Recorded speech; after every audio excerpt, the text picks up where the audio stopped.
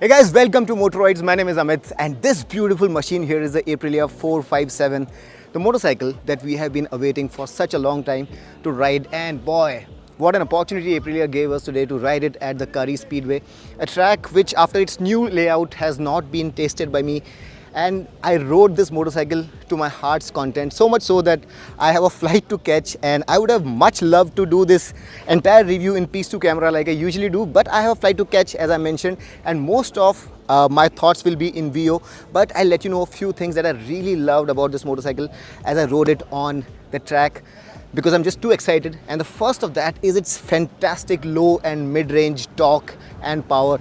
It pulls from as low as 1,500 RPM without any knocking, and that's mind-boggling. There is absolutely no heat. And just like this, I'm going to talk about a lot of inferences that I drew from this motorcycle. Just stay tuned and pardon me for not being present in front of you because I really have to catch that plane, but I'm pretty sure that you'll get all the information that you need about this amazing motorcycle as I rode it for over 20 laps on this beautiful circuit, especially with a MotoGP rider. So stay tuned and watch the video till the end.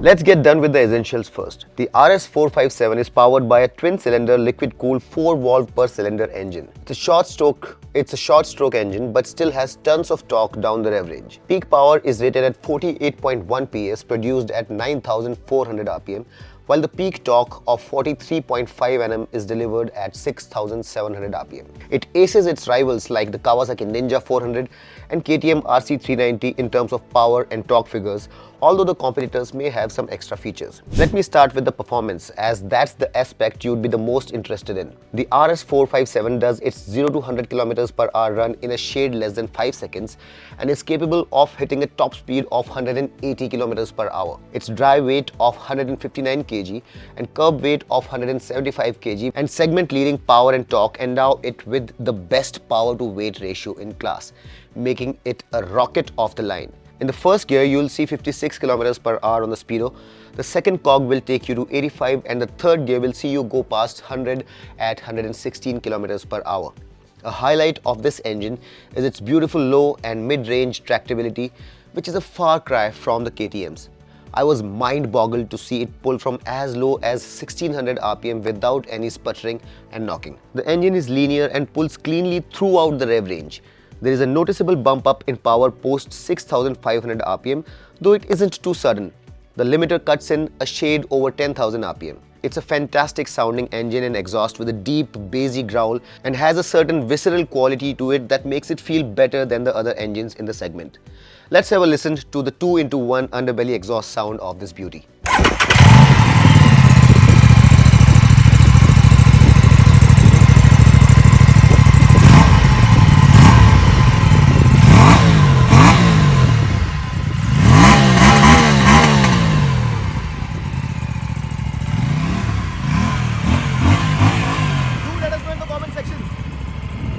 There are 3 traction levels to choose from, though you don't get cornering ABS and traction control here. You can also disable the traction control entirely.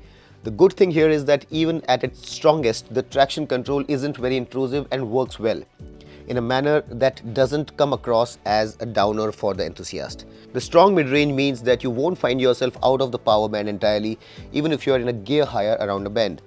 Unlike the RC390, there is sufficient power and torque on tap to keep you going even lower down the rev range.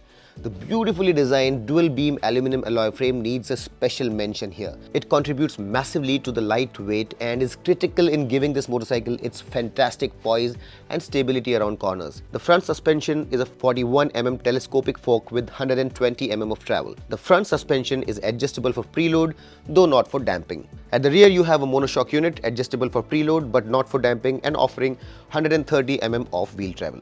Braking duties are handled by 320 mm floating type Biber 4-piston discs up front.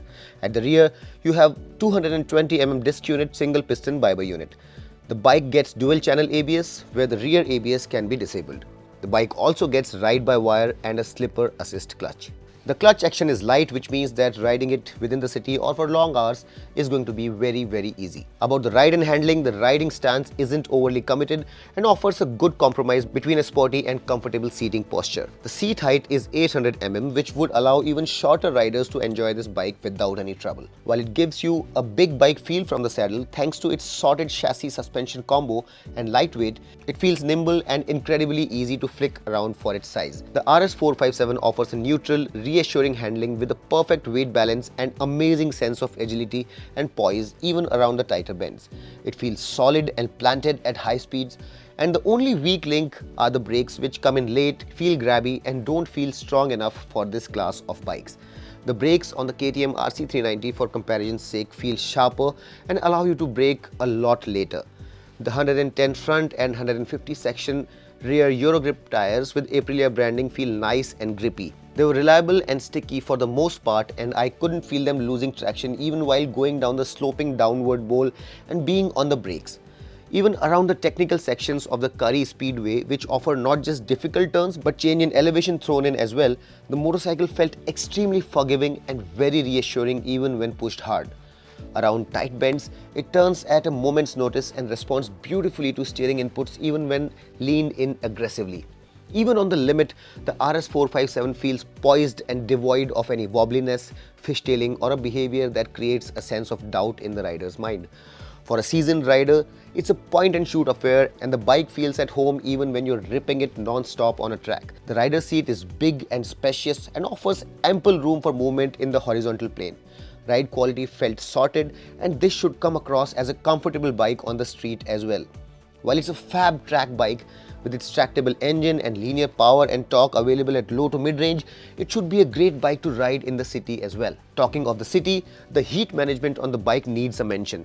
Even after ripping it continuously for over 45 minutes and more later, I never felt any heat on my calves and shins. The engine runs cool, and it should be able to handle the punishing Indian heat and stop-start traffic with ease. This being an Aprilia and a twin at that, I expected a silky smooth engine, but unfortunately there are some vibes to be felt. From 5000 to 6000 RPM onwards, there are vibes to be felt at the foot pegs and handlebar. The 6-speed gearbox is precise, though it's not the lightest or the silkiest. It clicks reassuringly and without any clatter, but needs a wee bit more pressure from the foot while shifting than normal. You can go for a quick shifter as well, but it's available only as an accessory at an additional cost.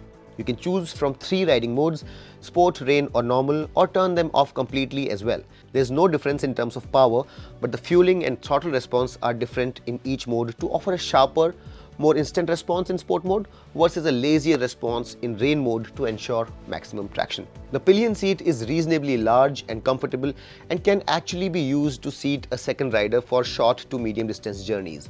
The grab recesses are also very functional, allowing the Pillion to find support as well as good grip for the rider to push the bike when needed. About the looks, it's a beautiful looking machine, probably the best looking bike in its class, with twin LED lamps, DRLs and an equally stunning tail section and lamps. Even the radiator and the area in front of the engine have been beautifully designed to look very clean and uncluttered. The exposed aluminum frame along with the twin fairing and perfect proportions and size make the RS457 look like $1,000,000. The tank is made of plastic to save weight. The mirrors are folding type and offer fantastic rear visibility. The switchgear is backlit and the overall quality of switches is pretty good too. There are 4 colors to choose from in all: prismatic dark, racing stripes and opalescent light, though the 4th color, which is a blend of purple, green, grey, changes its colors depending on where the light is falling on it and looks simply stunning. The left hand side of the bike, around the wheels especially, with some plastic elements and sari guard, take away the beauty a bit though. Quality and finish overall are great, especially in the metal parts like the triple clamp, engine, bolts, swing arm, etc. Plastic and switchgear are of a very good quality too, with consistency in panel gaps, though the edges of plastics on panels at some places are slightly jagged when you look and feel them closely. Let's also have a look at the various screens on the 5-inch color TFT screen, which is very legible and bright and can be easily read even in bright sunlight. It also gets a lap timer and delivers a ton of useful information for the rider. Let's have a look. The accessories for the bike can be seen on your screen right now.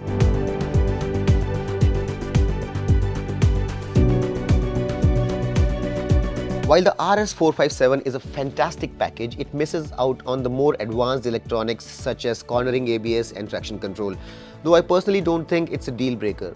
For an ex-showroom price of 4.1 lakh rupees, the RS457 is a fantastic offering for a desirable brand like Aprilia. Sure, it's about 90k more expensive than the RC390, but it features a twin-cylinder engine, more power, more torque, and with its linear power delivery and heat management, it also offers better usability in the real world. The Kawasaki Ninja 400 is too expensive at 5.24 lakh rupees ex-showroom to be considered as a practical competitor. The Yamaha R3 has also been priced ridiculously in India to be considered a serious alternative. All in all, the 457 is a fantastic package, and for those who are willing to shell out the additional 90k over the RC, it offers great value in a lot of aspects. The beautiful design, performance and practicality of this bike along with the premium Aprilia branding makes one want to buy one. So if you liked what you saw in this video, go ahead and take a test ride. It's a fantastic machine for the price. If you liked the video, do not forget to hit the like button and subscribe to Motoroids for more such in-depth detailed review videos.